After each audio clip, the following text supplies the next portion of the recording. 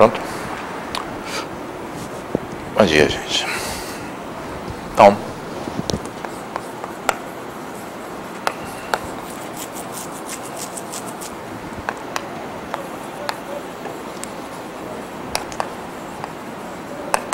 a nossa aula de ontem foi sobre objetos gráficos espaciais e a gente falou sobre objetos de dimensão 1, essencialmente pontos, dimensão 0 pontos, dimensão 1 curvas, dimensão 2 superfícies. Então, falamos alguma coisa sobre esses. Eu queria só fechar falando um pouco sobre objetos de dimensão 3, que são regiões, tá, ou sólidos, tá, do espaço, que são os objetos propriamente ditos. Tá? De uma certa maneira, esses objetos de dimensão 3 são os mais importantes na computação gráfica tridimensional, porque quando você está querendo representar objetos reais, em particular, fazer visualizações realistas de objetos reais são tridimensionais por natureza. A gente até pode usar representações de dimensão mais baixa. Então, se eu tenho um fio de eletricidade para representar, eu provavelmente não vou representá-lo como um cilindro, que é o que ele é, e sim como uma curva. Tá? Se eu tenho o capô do carro, que eu falei na aula passada, eu não vou representá-lo como um sólido tridimensional, mas como um retalho de uma superfície bidimensional, por conveniência. Tá? Mas os objetos de verdade são tridimensionais. E se eu saio dessas situações, né, então tenho que representar algo como essa cadeira que está aqui, tá, esse livro que está aqui, esses objetos são realmente tridimensionais por natureza. Então, no plano, objetos de dimensão 2, a gente não deu muita bola para eles, porque no fundo, natural é representar esses objetos pelas curvas de bordo, tá? E isso é uma coisa fácil de ser entendido, fácil de ser especificado. Então, se você vai querer criar um ambiente no qual o usuário vai poder representar objetos bidimensionais, realmente áreas do plano, essa é a maneira natural de fazer isso. Tá? Já para sólidos tridimensionais é complicado, porque é difícil desenhar no espaço. Tá? A gente não tem instrumentos para isso. Tá? Mesmo que você tivesse uma interface 3D, etc., é complicado você definir, tá, qual é a superfície que delimita, tá, esses objetos. Então,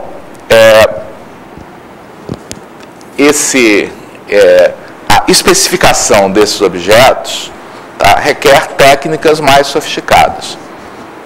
Tá?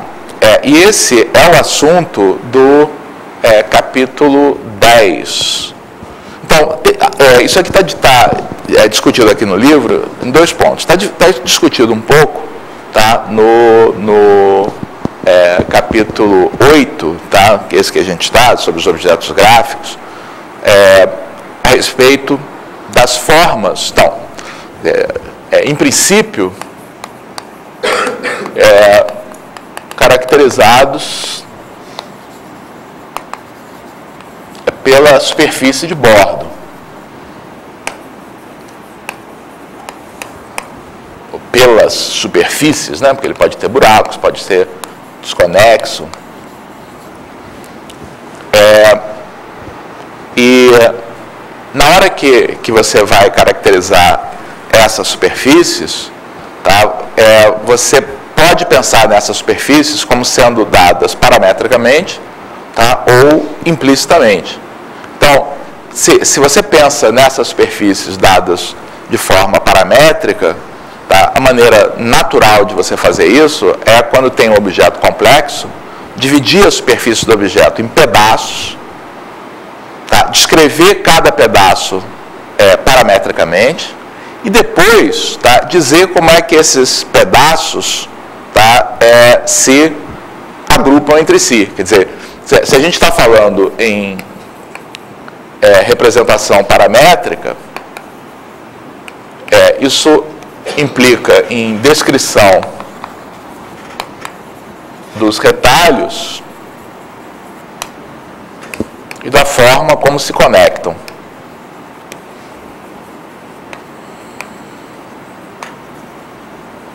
Notem que isso é bem mais complicado do que descrever uma curva. Porque quando você tem uma curva, tá, ainda que você tenha pedaços de curva diferentes, então essa figura que está aqui é uma figura no plano, tá? Ainda que você tenha um objeto plano formado por vários segmentos diferentes, tá, esses segmentos estão numa ordem circular. Então só tem que dizer qual é um elemento que vem aqui, depois qual é o outro, depois qual é o outro.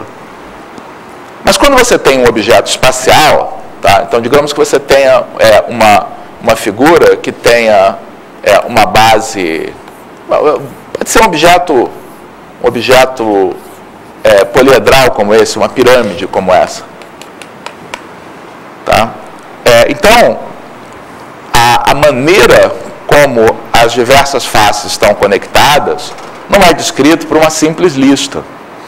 Porque você tem que descrever que essa face de baixo está ligada a cada uma das outras 4. Tá?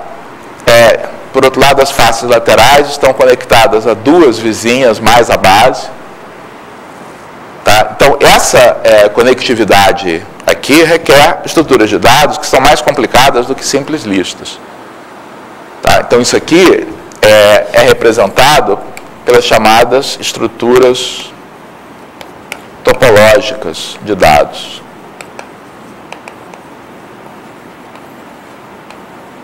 Então, tem todo aí um conjunto de técnicas, tá, para descrever, tá, esses objetos quando representados através de retalhos de superfície. Tá? Por outro lado,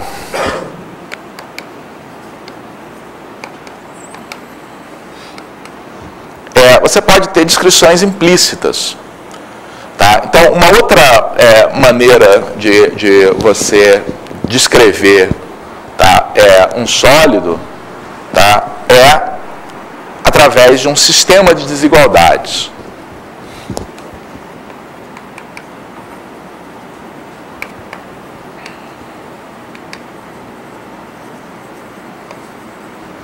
Então, por exemplo, digamos que eu tenho aqui o cilindro, tá, limitado. Então, aqui tem XY aqui, tá, aqui é 1 e essa altura é H. Tá? Então, notem que eu tenho várias formas, quer dizer, um cilindro, tá? Se eu quiser, eu posso representar parametricamente. Tá? Então, como é que eu vou representar parametricamente? Tá? Eu olho para esse objeto como formado por 3 regiões. Tá? Região, a superfície lateral, mais as 2 bases. Tá? E cada uma dessas regiões eu posso descrever parametricamente. Tá? E depois eu tenho que especificar, tá, como é que é a colagem delas.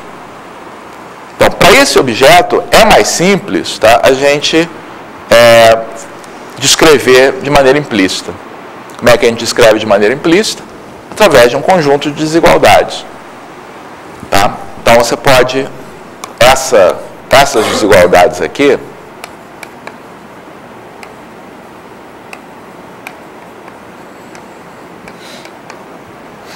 x2 mais y2 menor ou igual a 1, z maior ou igual a 0, z menor ou igual a h, tá, descrevem completamente esse objeto. Então, na verdade, o que a gente está fazendo é aproveitando o fato de que existem descrições implícitas para essas superfícies que delimitam, tá, esse sólido, tá, e descrevendo que o nosso sólido é formado pela interseção, tá, dos semi-espaços determinados por essa superfície. Ok? Então,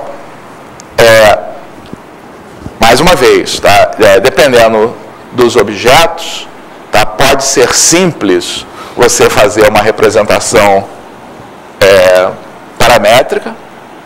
Tá? Então, se a gente está diante, por exemplo, dessa situação de projetar a carroceria de um carro, tá, é mais natural pensar em superfícies paramétricas, até porque ela é fabricada desse modo. Tá? Uma carroceria de um carro é formada de chapas, tá, que são coladas. Tá? Então, essa maneira de você descrever esse sólido é uma maneira natural, tá, para esse tipo de objeto. Tá? Já para outros tipos de objeto, pode ser mais natural, tá, você descrever, tá, como um sistema de desigualdades. Tá? Essa ideia aqui do sistema de desigualdades, tá, pode ser levada a uma sofisticação maior, tá, pensando que, na verdade, ao produzir um objeto tridimensional, tá, que a gente tem um determinado conjunto de primitivos, que são sólidos, tá, e que cada um desses sólidos vai ser descrito por um conjunto de desigualdades, mas que você possa combinar esses sólidos, tá, para formar objetos mais complexos. Tá? Combinar via operações booleanas, via união, interseção, diferença. Tá? Então, esse tipo de técnica, quer dizer, tá bom, eu tenho essas duas formas básicas de representar, mas ainda assim está difícil. Tá? Eu descrever os retalhos e descrever como é que eles se conectam parece uma tarefa complicada. Tá? Produzir um sólido realista, uma peça complicada, tá, a partir de pedaços que possam ser descritos por desigualdades, também não parece claro. Tá? Isso é o que é feito no capítulo 10. Tá? Então, a gente não vai cobrir aqui o capítulo 10, mas o capítulo 10 é um capítulo sobre modelagem. Tá? Então, o problema que ele trata, tá, é como obter sólidos representados pelo bordo ou implicitamente, isto é,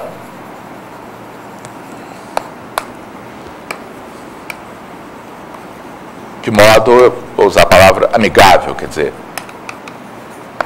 de modo não tão doloroso quanto fazendo a especificação direta. Tá? Então, quem estiver interessado nisso aí pode dar uma olhada no capítulo 10, que é disso de que ele trata. Ok? Algum comentário antes da gente prosseguir? Então, a gente vai o que eu quero fazer no restante aí do curso, tá? Agora que a gente tem uma ideia de como é que a gente pode caracterizar objetos aí do espaço, tá? Tratar, tá, da visualização desses objetos. Tá? Então, o tema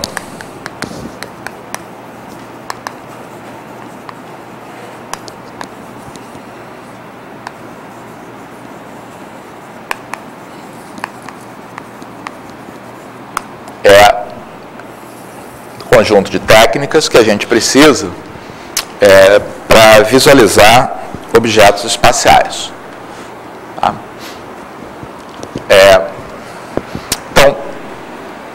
nosso objetivo aqui, tá, é criar imagens razoavelmente realistas, tá, de objetos espaciais. Tá? Essa visualização aqui envolve dois aspectos. Tá? Envolve geometria, quer dizer, os objetos vão ocupar um certo espaço aí no nosso dispositivo de visualização, mas isso não basta. Tá? Por exemplo, se eu estou interessado em fazer a imagem, tá, de uma bola, tá, de uma esfera. Então, qualquer que seja o processo que eu use para trazer esse objeto tridimensional para o mundo bidimensional, através de algum tipo de projeção, o resultado é esse, tá? Se você faz uma projeção paralela, uma projeção ortogonal, tá? Uma projeção cônica, tá? O que for, tá? De uma esfera, o resultado é um círculo, não tem onde fugir disso. Mas, se eu fizer um desenho como esse, eu vejo um círculo aqui. Tá? Para que eu veja isso aqui como um objeto espacial, tá? Você precisa de algo mais. Tá? Você precisa de aparência.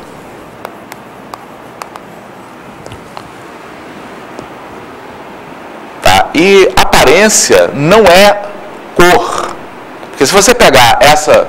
Digamos que eu queira representar uma bola vermelha. Se você pegar isso aqui e desenhar de vermelho aqui tudo, eu vou continuar vendo um círculo vermelho.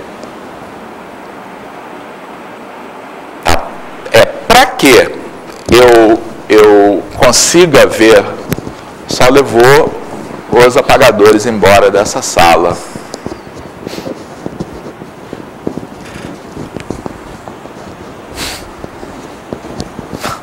Pede lá para trazer, por favor.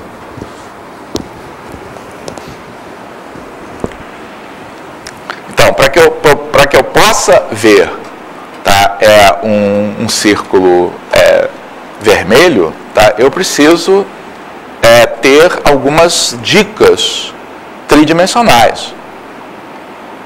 Então, se eu estou trabalhando, tá, com um desenho esquemático, a gente tem modos de fazer isso, né? Então, se eu quero desenhar isso aqui, eu desenho aqui um círculo máximo, por exemplo, com... Então, essa indicação que está aqui, tá, é uma indicação esquemática de que esse objeto, tá, não é um objeto bidimensional, para ser visto como um objeto tridimensional. Então, eu escolhi algumas linhas notáveis aqui, tá? Agora, não é isso que você vê quando você olha uma bola. Não? Quando você olha uma bola, você não vê, tá, essa estrutura. O que você vê? O que faz, tá, a gente olhar, tá, a figura de uma bola, tá, e dizer, isso é uma bola, ou não, isso é um círculo pintado? O que faz diferença? Não é geometria, não é cor. É diferença de cor. Tá? Diferença de intensidade de cor. Tá? Ou seja, o que acontece, tá, é que quando você olha... Obrigado. Quando você olha aí para essa bola, tá, ela vai estar submetida, tá, a algum tipo de iluminação. Tá?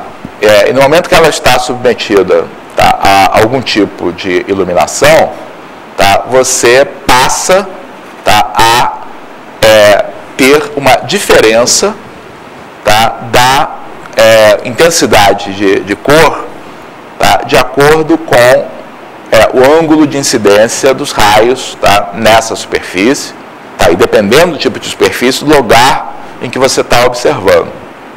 Tá? Então, você pode ter, por exemplo, aqui que a gente chama de um highlight aqui. Tá? Você pode ter um lugar aqui que é mais claro, tá, do que nos outros. Tá? E esse tipo de informação é uma informação fundamental para a gente entender a tridimensionalidade dos objetos.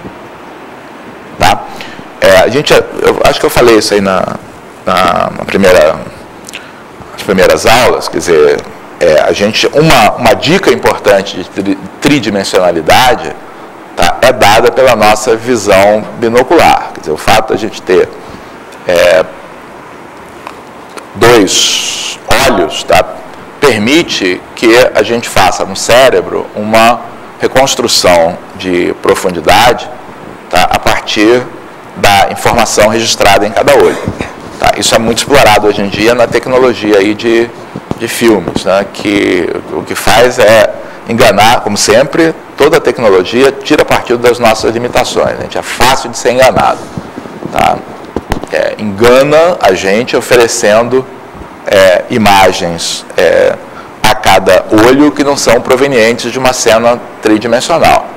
Tá? E aí tem várias técnicas para fazer isso, ou polarização da luz, tá? Ou óculos que se fecha alternadamente para um olho e para o outro, lá em sincronia com as imagens.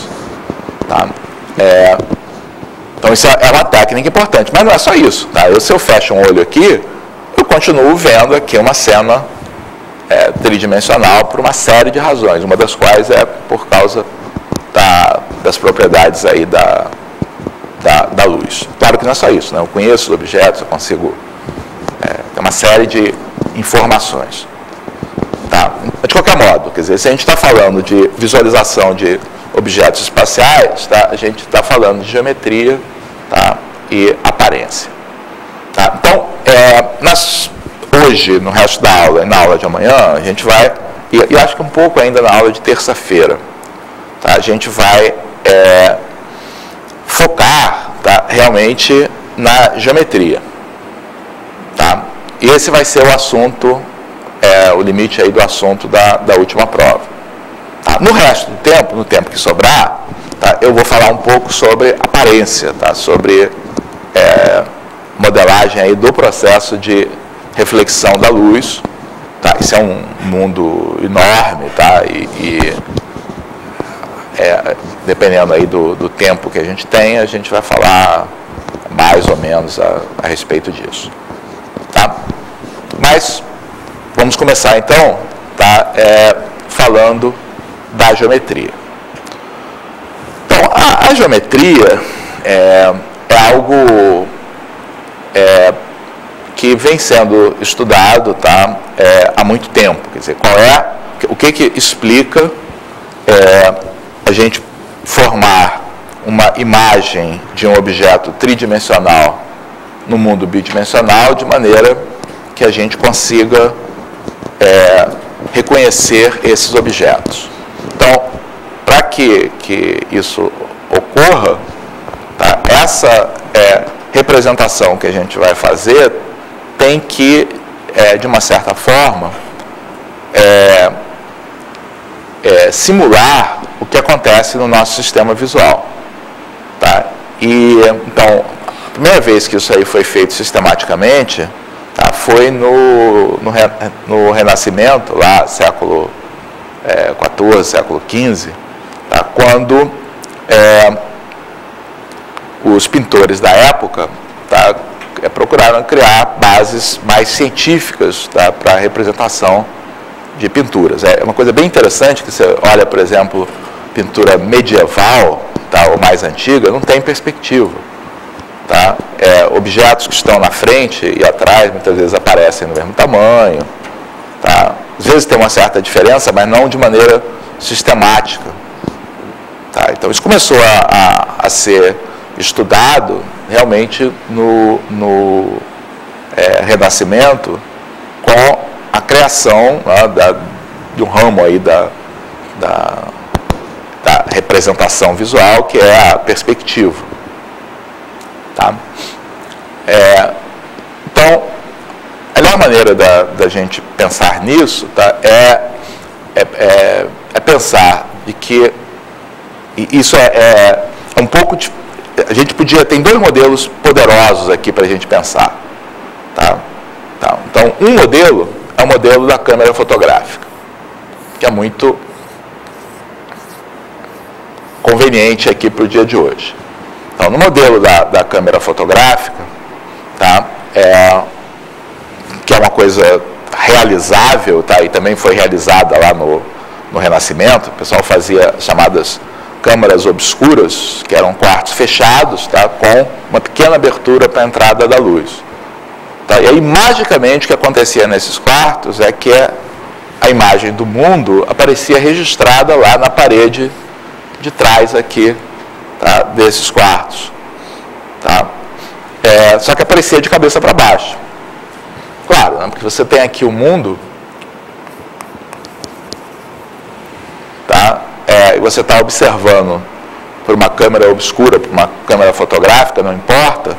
O que ocorre é que os raios que são emitidos lá pela fonte de luz, tá? E refletidos por esse objeto, tá? Só conseguem entrar aqueles raios que estão alinhados aqui com o furinho que você fez ou na câmera fotográfica, tá? Ou nesse quarto. Tá? E aí os objetos aparecem dentro aqui da nossa, do plano posterior aqui dessa caixa, tá? Ou desse quarto, invertidos, né? Eles aparecem completamente invertidos por causa dessa geometria. Tá? Então, em visão computacional, em geral, esse é o modelo que se utiliza para mapear objetos do mundo, tá? Na imagem. Tá? Isso tem a desvantagem dessa inversão. Tá? Essa inversão perturba um pouco. Em computação gráfica, é mais usual se adotar um outro ponto de vista, que é o ponto de vista do pintor. Tá? Então, aqui eu tenho a mesma árvore, tá? E aqui eu tenho um pintor, tá? Que quer representar essa árvore. Então, uma coisa que esse pintor pode fazer é colocar na frente dele, tá? um vidro colorido, um vidro transparente, e observar,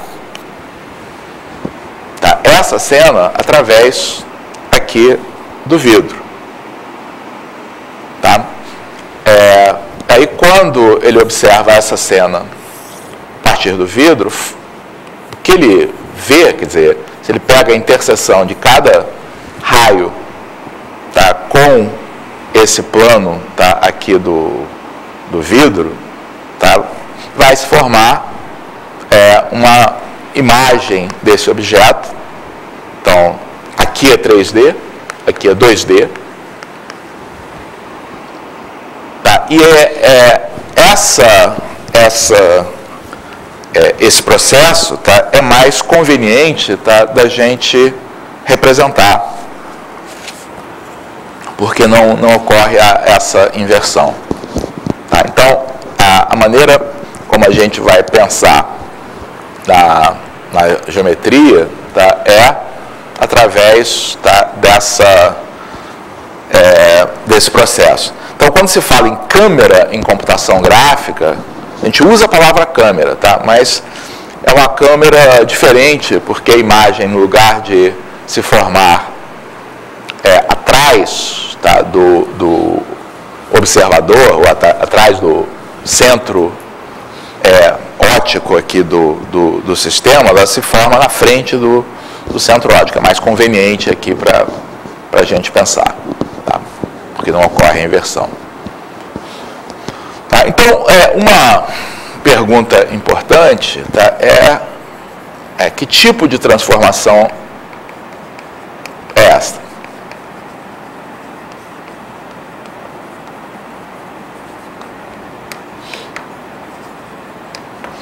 Eu estou falando dessa transformação, é uma transformação definida pelas seguintes informações. Eu tenho um ponto O, tá? Aqui eu tenho um ponto P genérico do espaço, tá? E esse ponto P genérico do espaço, tá? É mapeado, tá? Num ponto que eu vou chamar de Pzinho, que é a interseção, tá? Da reta OP com esse plano que está aqui. Tá? Então, o que acontece é que Pzinho é a interseção da reta OP, tá, com esse plano π, que é o plano onde a imagem se forma. Tá? E essa transformação tem algumas propriedades interessantes. Como nas transformações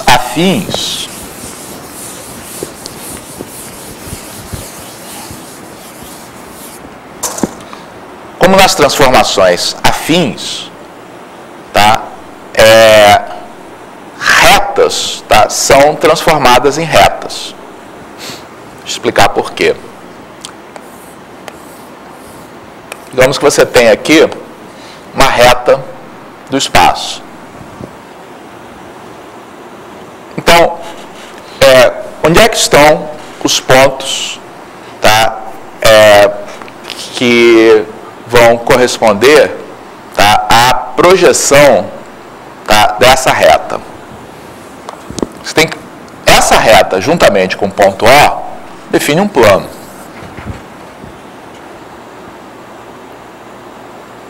Tá? Então, os pontos que correspondem à projeção dessa reta, tá, são a interseção desse plano, tá, aqui com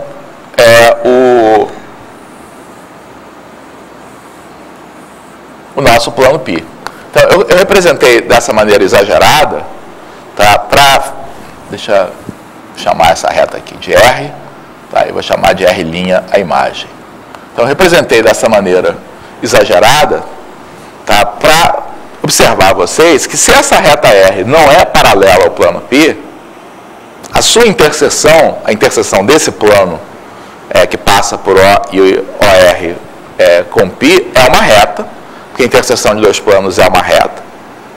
Tá? Mas essa reta não é paralela à reta R. Tá? Então, a imagem de uma reta, por essa transformação, é uma reta.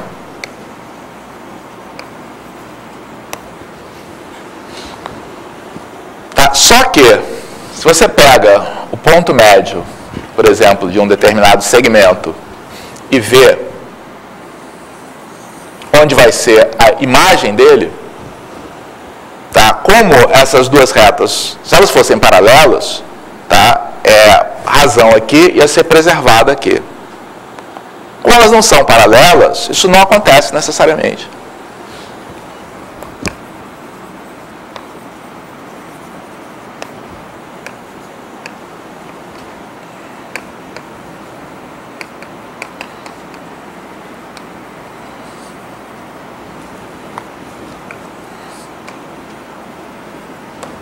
Eu estou dizendo que, diferentemente das transformações afins, onde ponto médio era levado em ponto médio, agora não vai ser mais assim, porque a imagem de uma reta é outra que não é paralela a ela. Tá? E a gente só tem essa preservação, quando você tem retas paralelas, tem semelhança dos triângulos, e aí as razões são preservadas. Aqui não. Tá? Então, a classe de transformação que a gente tem é uma classe mais geral, tá, do que as transformações afins. Note que esse ponto aqui, a razão pode ser preservada, né? Se acontecer da reta R ser paralela a π, tá, você vai preservar as razões, mas em geral não é. Então, a gente está lidando aqui com um tipo de transformação que é diferente das transformações que a gente está habituado a ver na álgebra linear, que são as transformações lineares, e que a gente generalizou aí para um contexto mais amplo das transformações afins. Tá? Vamos fazer um exemplo aqui para ver exatamente o tipo de conta que está envolvido nesse cálculo.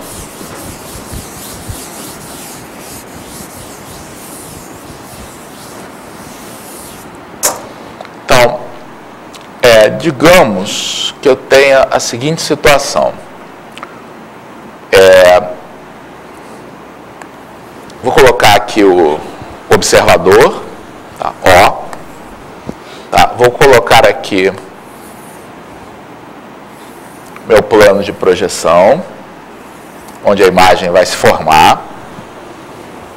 Tá? E aí eu vou considerar aqui um plano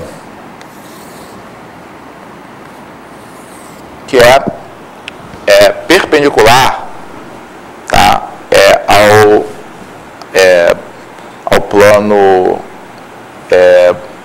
de visualização. Tá? E vamos pensar lembre-se que o observador, tá, está observando isso aqui de trás desse quadro. Tá? Então, um sistema de coordenadas que é natural para esse observador podia ser vou colocar o eixo Y aqui, colocar o eixo X aqui. Note que, observado aqui desse lado, tá, os eixos X e Y estão ordenados, estão representados da forma usual. Tá? E digamos que dentro aqui desse meu plano, eu tenha uma figura a ser representada, a ser visualizada, que é um quadrado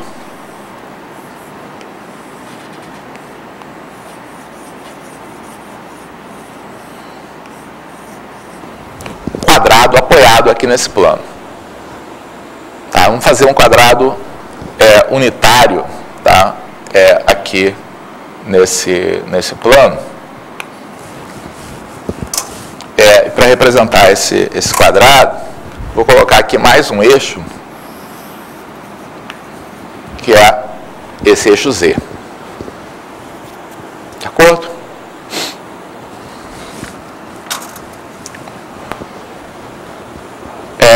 Então, para fixar as ideias, tá, vamos posicionar, tá, esse nosso observador, aí eu não sei, digamos que a gente coloca esse nosso observador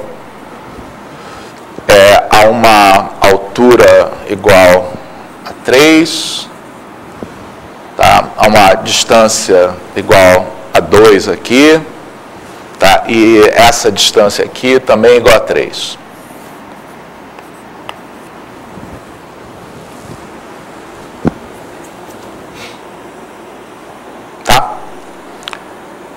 E aí o que eu quero fazer, tá, é descrever como é que vai ser a imagem que ele vai observar. A imagem que ele vai observar, como isso aqui é um polígono, a imagem vai ser um polígono também, porque as retas são preservadas. Então, na verdade, o que eu tenho que fazer é achar qual vai ser a imagem deste vértice aqui e desse vértice aqui. Porque os dois aqui da base já estão definidos. Tá? Isso vai dar um segmento, mas onde é que esse segmento vai estar? Como é que ele vai fazer? Então, a figura é tridimensional, tá? Mas, na verdade, o que eu estou descrevendo é uma transformação do R2 no R2. Porque essa figura que está aqui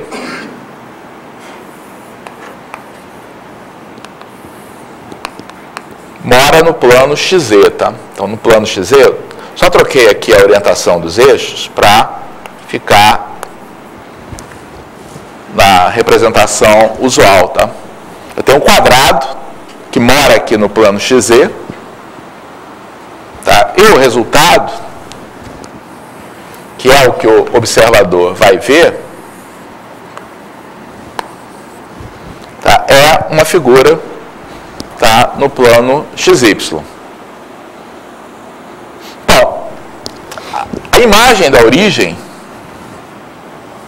tá, como esse ponto está já sobre o plano, então pontos que estão sobre o plano não são modificados. Quer dizer, a imagem dessa base que está aqui, então, essa base é levada nessa base. Certo?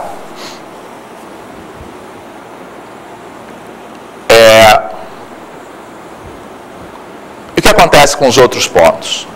Então, o que eu vou fazer é descrever, tá, como é que tá, essa transformação. E, na verdade, eu posso fazer isso, tá, de maneira geral. Tá? Eu posso pensar no seguinte, se eu tenho aqui um ponto que tenha coordenadas x, y, z, tá, e faço esse processo de formar a imagem dele, tá, essa imagem vai ter coordenadas x', y', dentro desse plano. Tá? E eu quero encontrar quais são as equações, tá, que vão produzir, tá, esse ponto x', y'. E depois eu vou restringir a situação no qual y é igual a zero. Quando eu faço y igual a zero, eu vou estar descrevendo como é que é essa transformação, tá, que vai do plano no plano. Tá? Então, isso é geometria analítica, né? Então, o ponto O, tá, ele tem coordenadas 3 e menos 2. Correto? Então, a reta, vou chamar esse ponto aqui de P. A reta OP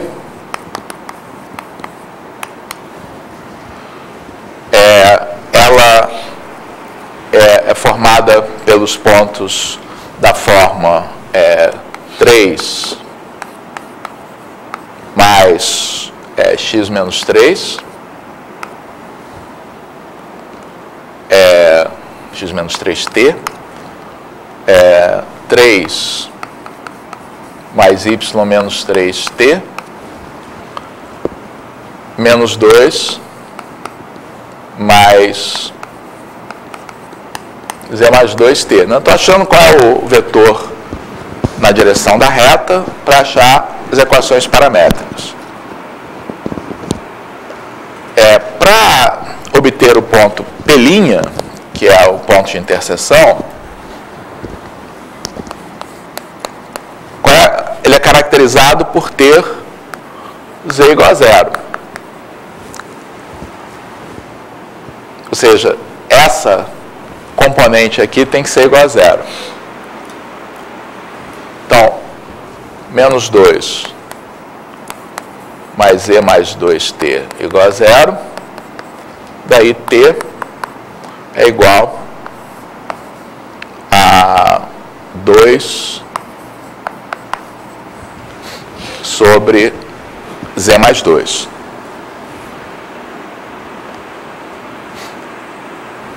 E aí eu posso achar quanto é que vale, só para ser consistente, né, eu chamava o z', né, que é a coordenada de cada um desses pontos, igual a zero. Tá? E aí eu posso calcular qual vai ser o valor de x' e de y'. Então, o que vai ser o x'? Substitua aqui. 3 mais 2x menos 3 sobre z mais 2.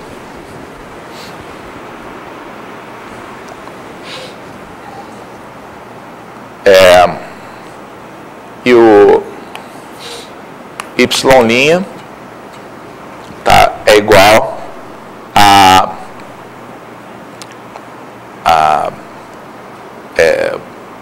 3 mais 2 vezes y menos 3 sobre z mais 2.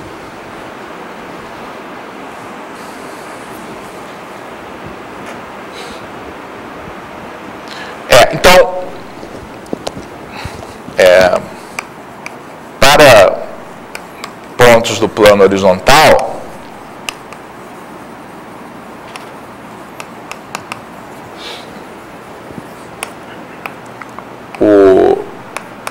o y é igual a zero. Então, essa nossa correspondência fica assim. Ela vai levar um ponto XZ do plano horizontal a um ponto que tem coordenadas 3 mais 2 vezes x menos 3 sobre z mais 2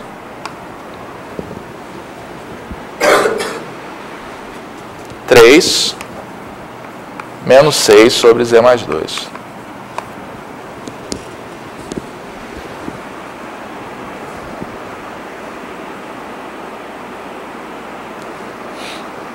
Ok? Então, as expressões que aparecem aí são expressões lineares, tá? Exceto que aparece uma divisão, tá? Aparece uma divisão, tá? Por um termo que, nesse caso, tá? É o z mais 2.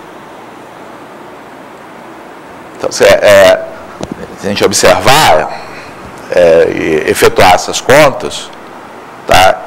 Isto que está aqui é do tipo uma função afim no numerador dividido por uma outra expressão afim. E aqui, idem, na verdade, o denominador é o mesmo, tá? Nas duas expressões.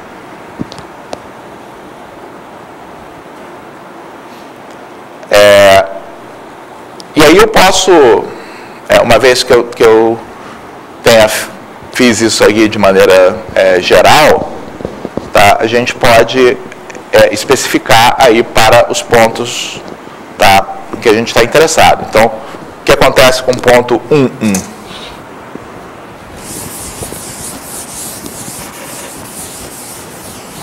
Ponto 1, 1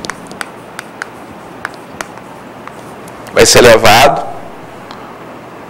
em 3 mais 2 vezes menos 2 sobre 3 menos 6 sobre 3. Isso vai dar 3 menos 4 terços, então 5 terços, 3 menos 2, isso vai ser elevado no ponto 5 terços 1.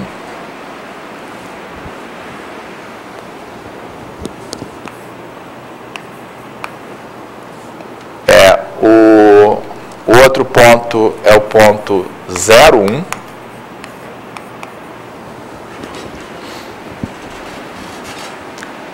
Zero 1 elevado em 3 mais 2 vezes menos 3 sobre 3, e aqui é a mesma coisa.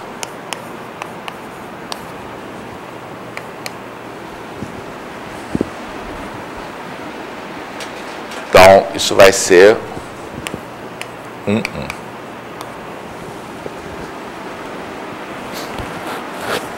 Esses dois pontos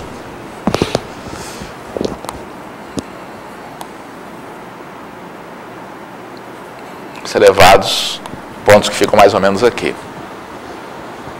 Tá? E forma uma reta paralela, tá? Que vai ser formado, tá? É algo assim. Que corresponde, de fato, ao que acontece, tá? Quando a gente visualiza, tá? Um quadriculado, por exemplo. Tá? Um quadriculado enxergado de lado, tá? Então, se eu estou observando isso que está aqui, tá? À esquerda, tá? Desculpa, à direita aqui desse quadriculado, tá? É essa a imagem que eu vou ver. Tá? E aí a gente percebe aqui nessa figura que não foi feita a sentimento, foi feita matematicamente aí, artefatos que a gente sabe que ocorre em projeções perspectivas, né, que é o nome que recebe, tá, essa transformação que a gente está descrevendo. Então, por exemplo, retas que eram paralelas aqui, tá, algumas delas são projetadas paralelamente. Quais são? Essas que são paralelas ao quadro. As retas que não são paralelas ao quadro, tá, elas são projetadas segundo retas que se encontram. Tá? Então, se encontra um ponto aqui que é um ponto que a gente pode determinar,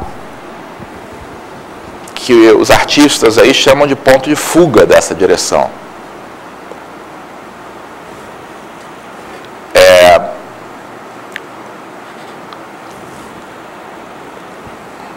O que isso aqui quer dizer, tá, na verdade, é que se você toma todas as retas, tá, que são paralelas, tá, a essa direção, tá, todas as retas que são paralelas a essa direção, todas elas vão ter a sua projeção passando por um ponto fixo. Tá? E aí vem essa expressão que às vezes a gente fala de retas paralelas se encontram no infinito.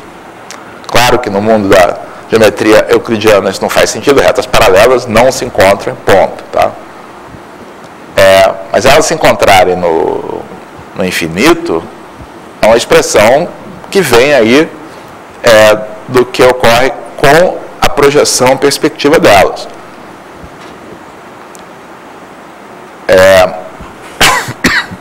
Então, o que está acontecendo é que se você pegar todas essas retas que estão aqui, tá, e considerarem o plano que elas definem aqui com ponto O, todos esses planos, tá, vão ter a sua projeção passando por aqui. Ó. Esse ponto que está aqui, que é o ponto de encontro dessas retas, é esse ponto aqui. Tá? Por que eu estou dizendo isso? Pega qualquer uma dessas retas. Tá? Pega, por exemplo, essa reta que está aqui. Tá? Então, como é que é a interseção, tá, desse plano, do plano determinado por O, tá, e por essa reta, tá, com o plano de projeção?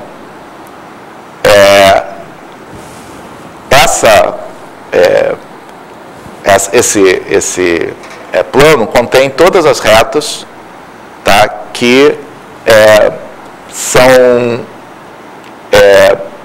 então, se você pega, tá, o ponto O, tá, e liga, tá, a um ponto qualquer dessa reta, todas as retas paralelas, tá, a essa direção, que intersectem, tá, esse segmento, vão estar aqui nesse plano. Tá? Em particular, essa reta que está aqui, ó, é uma reta que vai estar nesse plano. Tá? Porque como o ponto O está no plano, tá, e essa reta é paralela à reta que a gente determinou, tá, essa reta vai estar contida no plano. O que eu estou dizendo é o seguinte: pega um plano qualquer. Pega uma reta qualquer desse plano. Tá? Então, o que eu afirmo é que se você pegar qualquer ponto desse plano, tá, a reta paralela a essa que você pegou está contida no plano.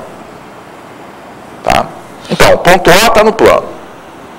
Tá? Essa reta aqui está no plano. Então, a reta paralela a ela passando por O está contida nesse plano. Se a reta está contida nesse plano, então esse ponto que está aqui é um ponto de interseção entre o plano de projeção e o plano definido pela reta em verde e o ponto O. Mas tem que ser a reta definida pela verde? Não, qualquer paralela vai ter a mesma propriedade. Tá? Ou seja, todas essas retas, tá, têm suas imagens, tá, assim, ó. acho que já tem muita coisa desenhada aqui, mas talvez vocês consigam ver que a imagem de todas essas retas forma esse feixe que passa por esse ponto, que é o que a gente está vendo aqui. Okay? Então, a gente tem uma visão geométrica, sintética do que está acontecendo, tá? Mas tem a visão analítica através das coordenadas, tá? Que descreve o que está ocorrendo. Tá? Então, o ponto para eu descrever apropriadamente o tipo de transformação que acontece, tá? Quando se faz projeção perspectiva, eu preciso de uma classe de transformações que é mais ampla do que a classe das transformações afins. As transformações afins não contam toda a história, não descrevem o que está acontecendo aqui. Tá? Essa classe de transformações tem algumas coisas estranhas. Por exemplo, tem essa divisão por z mais 2 aqui. Então, se tem essa divisão por z mais 2, o que acontece quando z é igual a menos 2? Não está definido. Mas, se você pega, tá, a imagem dessa reta aqui, tá, e considera o ponto que está passando por menos 2, toma o limite aqui desses pontos situados sobre essa reta, esse limite existe. Então, eu consigo criar imagens para esses pontos, tá? Embora eles não estejam representados lá. O que acontece é que, na verdade, todas as retas passando por pontos aqui que estejam sobre a linha z igual a menos 2 vão se projetar paralelas entre si. Tudo isso é passível de interpretação quando a gente faz a matemática correta para lidar com essas transformações. Tá? Então, a maneira como a gente vai formalizar isso aqui é através das chamadas transformações projetivas. Tá? Então, tudo isso que eu falei é uma propaganda para justificar por que agora a gente vai trabalhar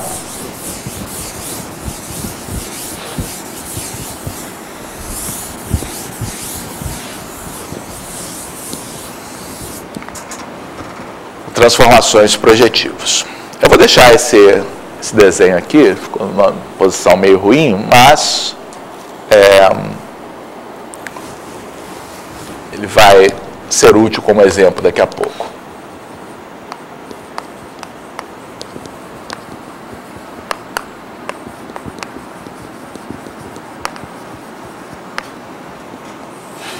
Então, a ideia é como é que a gente define de maneira apropriada transformações que tenham essas características. E agora, coordenadas homogêneas, né, que foram um truque para a gente poder lidar com transformações afins, passam a ser um ingrediente fundamental. Tá? Então, vocês se lembram que essa ideia das coordenadas homogêneas foi a gente pegar o nosso plano R2 e colocá-lo, tá? Mergulhá-lo no espaço, tá? Colocá-lo no plano z igual a 1 do espaço. Tá? E aí, então, a gente simplesmente pegou cada ponto xy, tá? E definiu uma maneira alternativa de representar, que era acrescentando 1 depois. Tá? Só que isso, na verdade, tá, é um caso particular de uma ideia mais poderosa do que essa. Tá? O que a gente vai fazer, na verdade, tá, para cada ponto XY, tá, que esteja no nosso plano euclidiano, tá, a gente vai considerar essa reta aqui.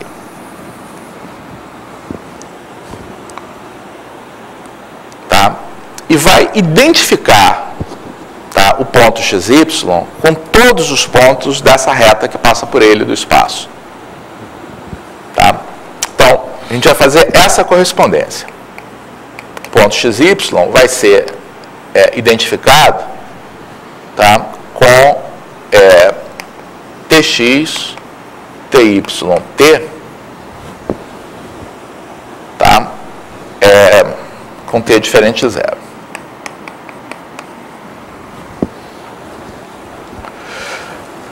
Cada uma, então você tem uma infinidade de representações aqui. Tá? Cada uma dessas vai ser uma representação desse ponto, tá, em coordenadas homogêneas. Tá? Então, isso que está aqui é uma representação em coordenadas homogêneas.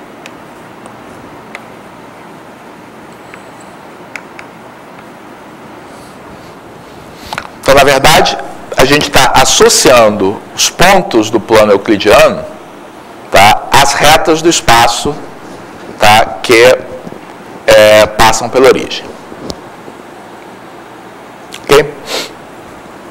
Eu vou querer deixar esse exemplo e as contas que a gente fez aqui, se eu precisar usar, os pontos aqui não é importante.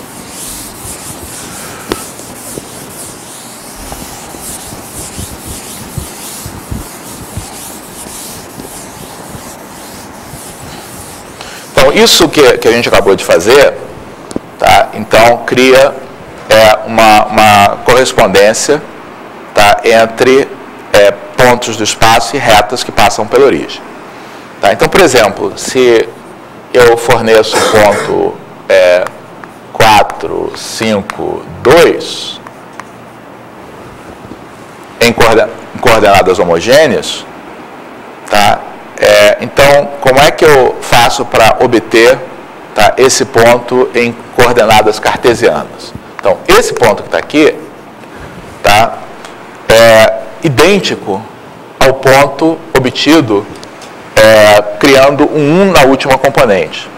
Tá? Como é que eu faço para criar um 1 na última componente? Divido por 2. Então, isso aqui é o ponto 2, 5 meios, 1 em coordenadas homogêneas. E isso que está aqui corresponde ao 2, 5 meios.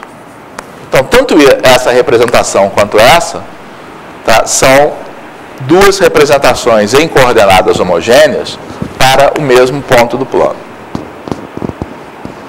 Ok? Então, é muito fácil, tá, a gente passar de um ponto, tá, dado em coordenadas cartesianas para coordenadas homogêneas, tá? Basta colocar 1 e, se quiser, multiplicar por um múltiplo diferente de zero qualquer, tá? E vice-versa. Agora, qual é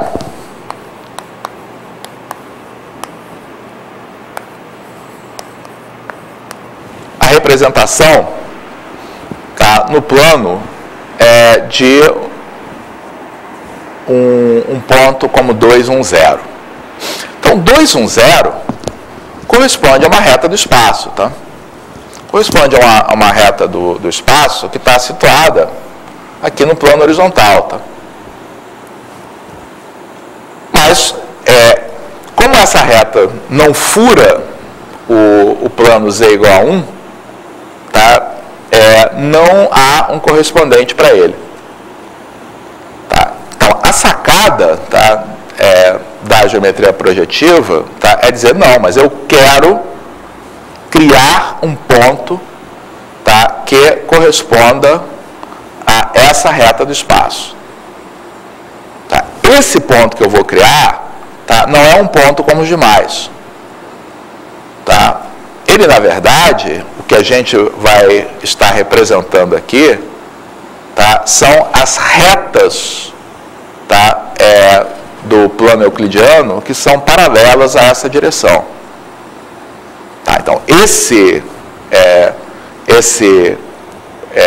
nosso... Porque isso tem um significado, tá? Estou dizendo o seguinte, digamos que você pegue, tá, uma reta qualquer, tá, que seja paralela, tá, a essa direção que nós colocamos aqui. Tá? Se você pegar, tá, uma reta qualquer que seja paralela a essa reta que esteja contida aqui no plano, como essa que está aqui,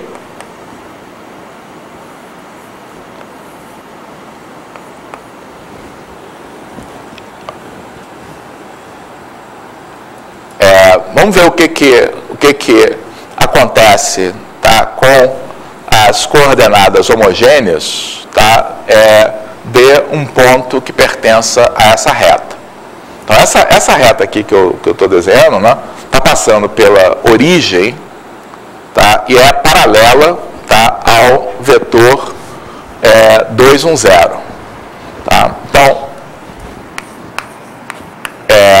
um ponto dessa reta, tá, vai ter coordenadas 2t, t, 1.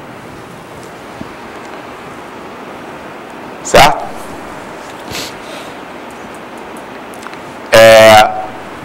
Deixa eu ver o que eu quero.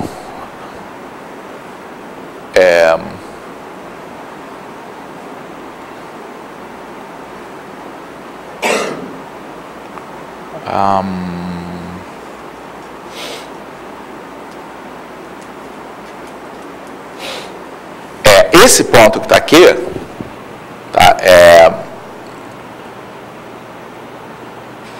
não, vou colocar desse modo. Um ponto aqui dessa reta tem coordenadas 2t e t. Tá, aqui representado em coordenadas homogêneas, 2t, t e 1, que é equivalente a 2, 1 sobre t. Tá, então, eu posso interpretar, tá, esse valor 0 que está aqui, tá, como sendo correspondente ao limite, tá, das representações desses pontos, tá, fazendo o t ir para infinito.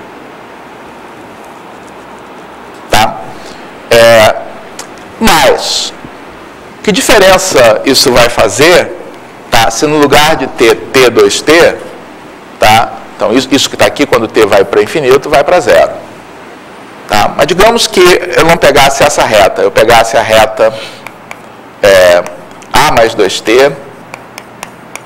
Então, estou pegando aqui a equação paramétrica, tá, de uma reta, tá, que paralela, tá, à anterior.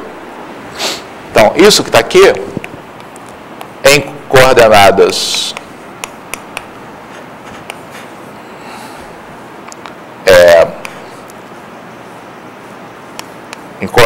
homogêneas, fica assim.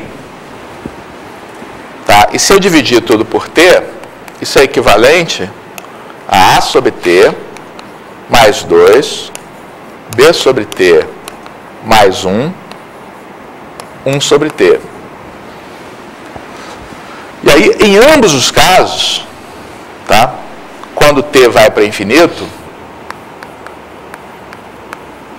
isso aqui vai convergir para 2, 1, 0.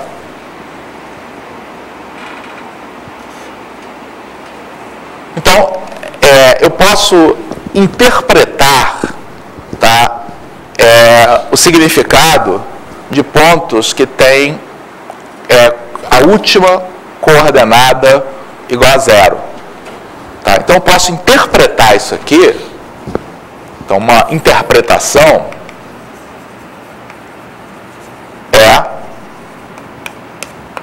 ponto correspondente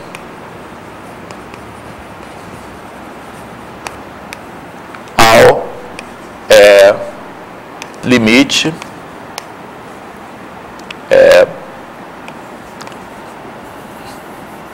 obtido percorrendo as retas paralelas ao vetor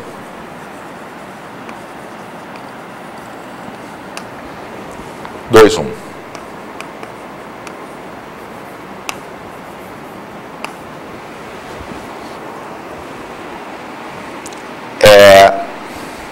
Ou seja, o ponto no infinito correspondente a essa direção.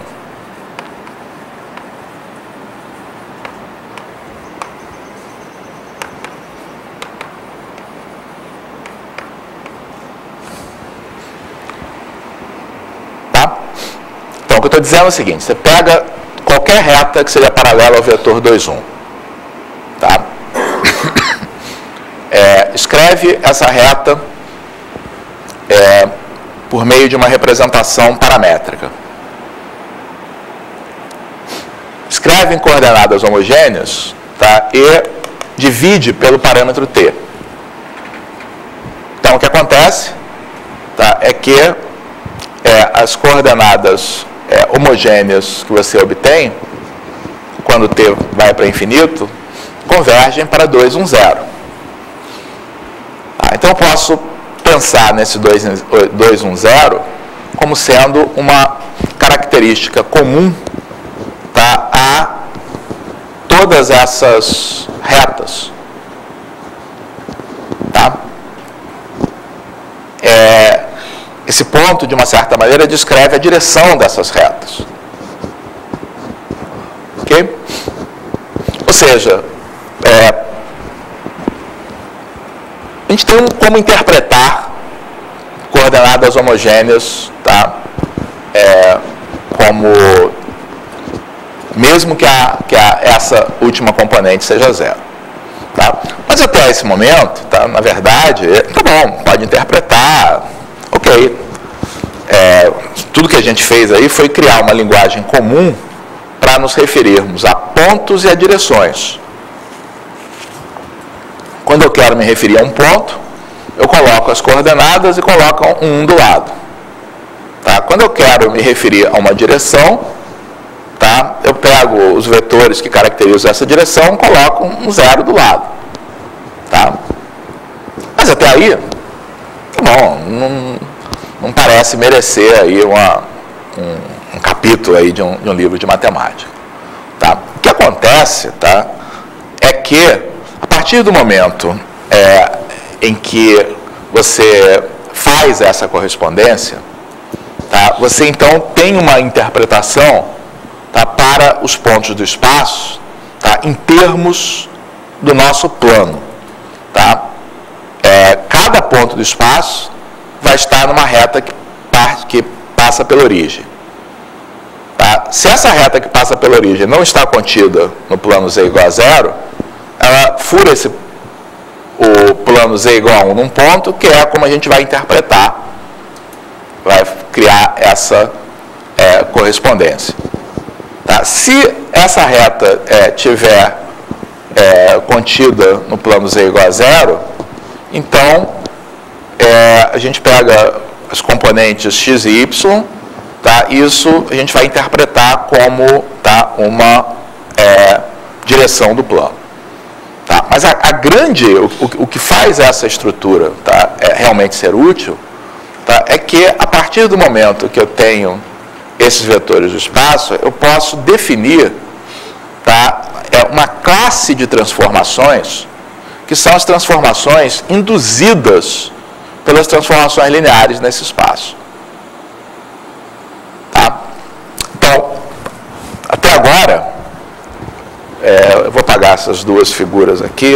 Na verdade, eu vou apagar tudo, só deixar guardada essa expressão aqui que a gente pode querer usar depois.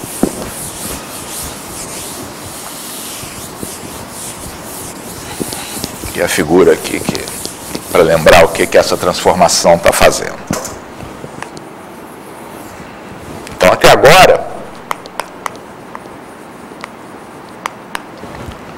a gente tem uma seguinte correspondência, né? Todo ponto XYZ pertencente a R3, exceto a origem. Então, a origem de R3 não entra nessa história, porque ela não define uma reta que passa pela origem. Tá? Todo ponto do R3, exceto a origem, está associado, quer dizer, é representação em coordenadas homogêneas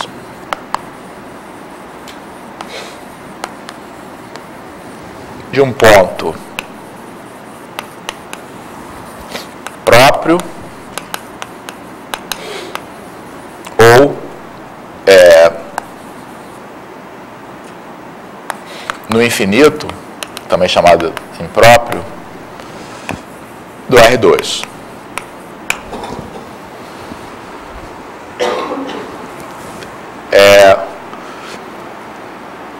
E a gente dá um nome. Então, a reunião de R2 com os seus pontos impróprios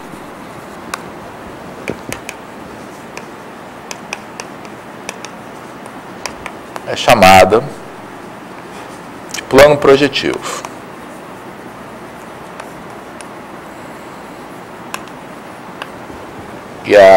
Que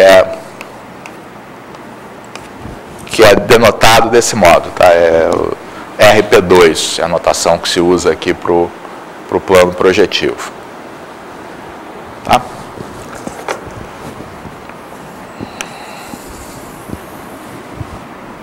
Mas, como eu disse, são só nomes até aqui. Tá? A grande estrutura que a gente ganha, tá, é quando a gente pega essas representações no R3, tá, dos pontos próprios, tá, eu estou impróprio, é a mesma coisa que ponto no infinito. Tá? Então, essa o grande ferramenta que a gente ganha aqui é a possibilidade, tá, de definir transformações, tá, no plano projetivo, tá, a partir, tá, de transformações lineares, tá, que a gente pode produzir nesse espaço. Então, a definição é a seguinte.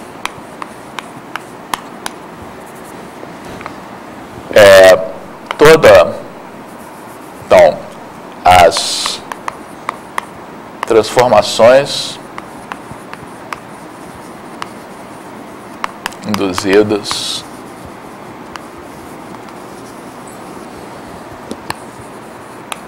em RP2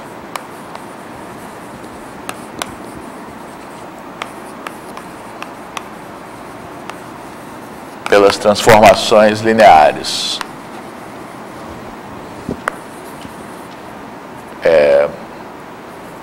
de R3 são chamadas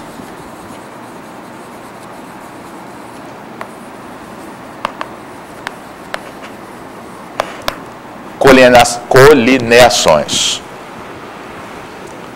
Suas restrições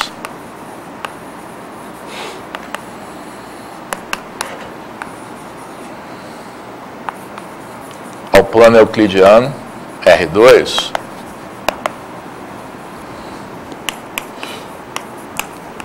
são chamadas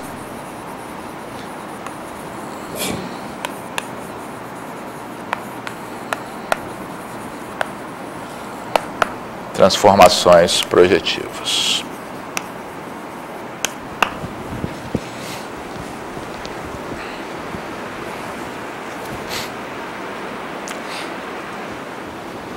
Então, qual é o mecanismo? O mecanismo é...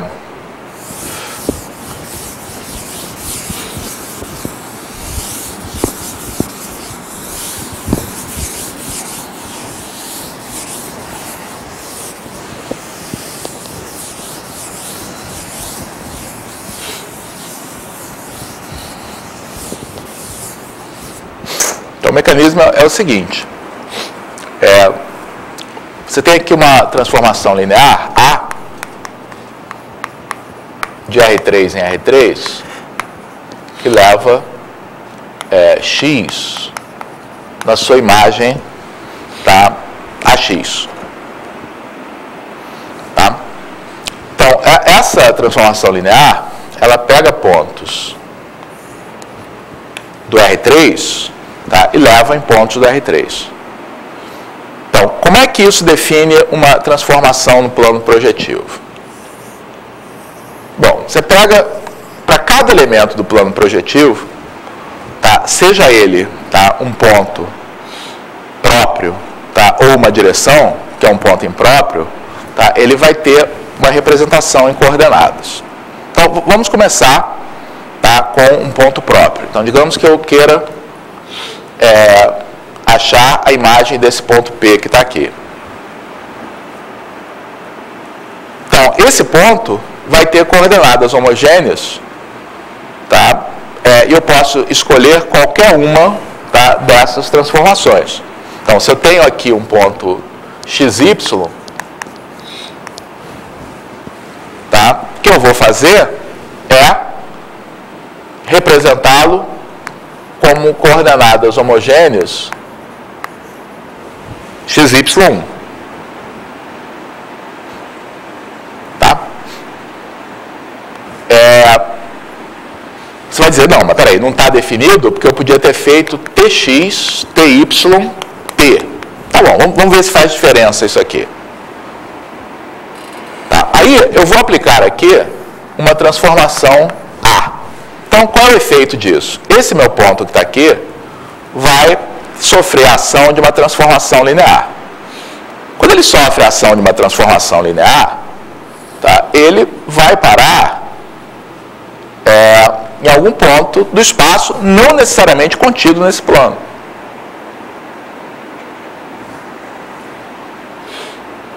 Tá? Mas aí, eu volto via projeção para o plano. Então, a transformação que eu faço faz isso. Ó. Esse é o ponto P' aqui. Esse é o A de P. Tá? E eu trago ele de volta ao plano como P'. Então, as contas que eu vou fazer é, eu vou aplicar, tá, essa transformação XY1, que eu vou encontrar são coordenadas, digamos, U, V e W. E aí eu volto para o ponto U sobre W, V sobre W. Olha a divisão aparecendo aqui.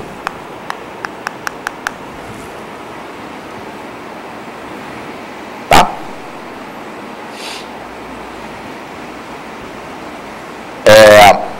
Vai dizer, mas se eu tivesse pegado TX, TY, T, como isso é uma transformação linear, o resultado aqui vai ser TU, TV, TW, tá? Porque se eu multipliquei todas as componentes por T, o efeito da transformação linear obrigatoriamente multiplica todo mundo por T.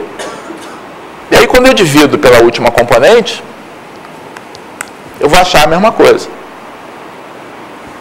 Ou seja, não importa, tá, qual é a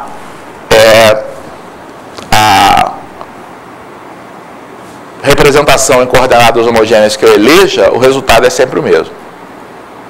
Agora, uma coisa que é interessante que pode acontecer, tá, aqui nesse exemplo, é que na hora que eu faço isso, isso aqui pode ser zero. Então, isso que está aqui vale se o W for diferente de zero.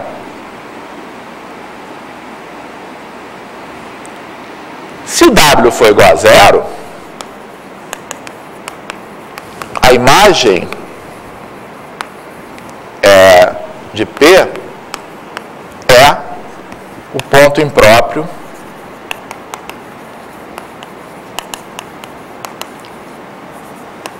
correspondente à direção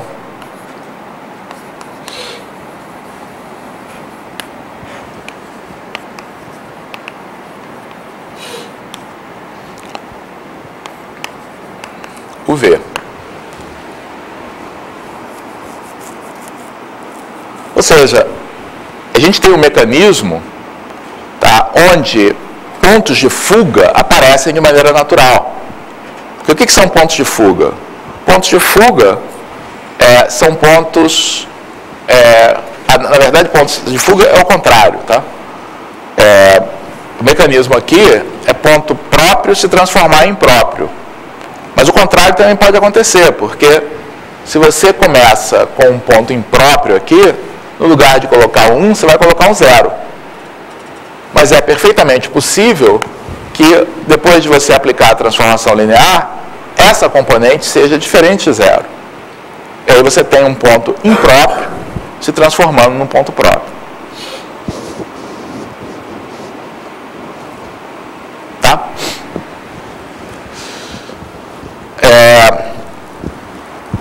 E agora o que eu quero mostrar para vocês é que essa transformação que a gente fez ali, tá, ela se encaixa aí nesse esquema. Tá?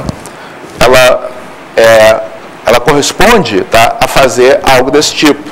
Então, só para terminar, o que é essa transformação que está aí?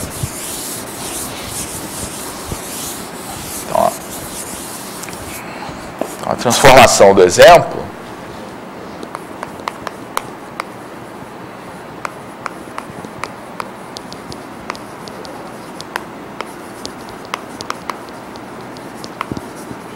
o que é essa transformação? Vamos efetuar realmente essas contas aqui. Ela leva um par XZ. Então, aqui eu vou ter, efetuando, eu vou ter 2x mais 3z. E aqui eu vou ter 6 menos 6 dá 0, né? Então, dá 2x mais 3z sobre z mais 2. E aqui eu vou ter 3z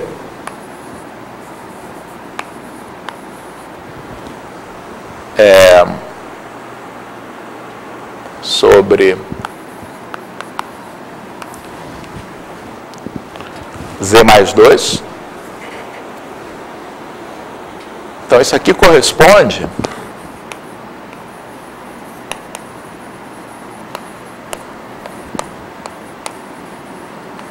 à transformação linear. Então, deixa, só para... Vou trocar a variável aqui, tá? Só para representar isso aqui por y.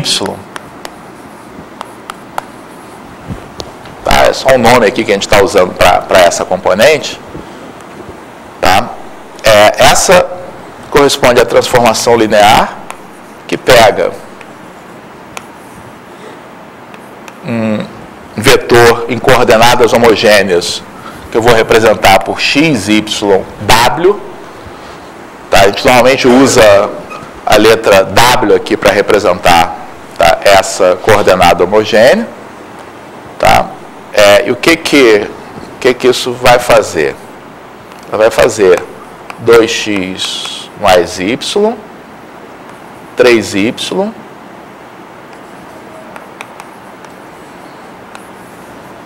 y mais 2w.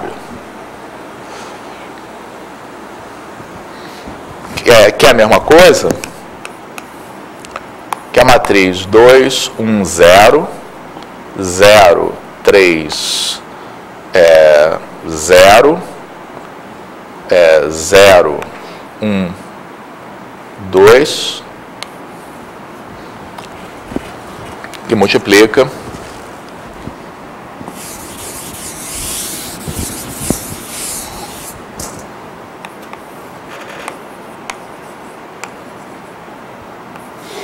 XYW.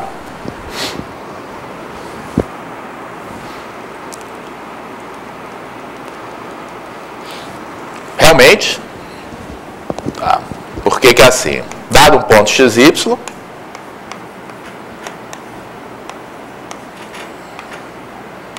você escreve esse ponto em coordenadas homogêneas como XY1. Aplica a transformação, isso fica 2x mais y, 3 y, y mais 2. Na verdade, aqui é uma identidade, essas duas... Não, isso aqui é uma transformação. Isso, por sua vez, é equivalente a 2x mais y sobre y mais 2, 3y sobre y mais 2, que é a transformação que a gente tem.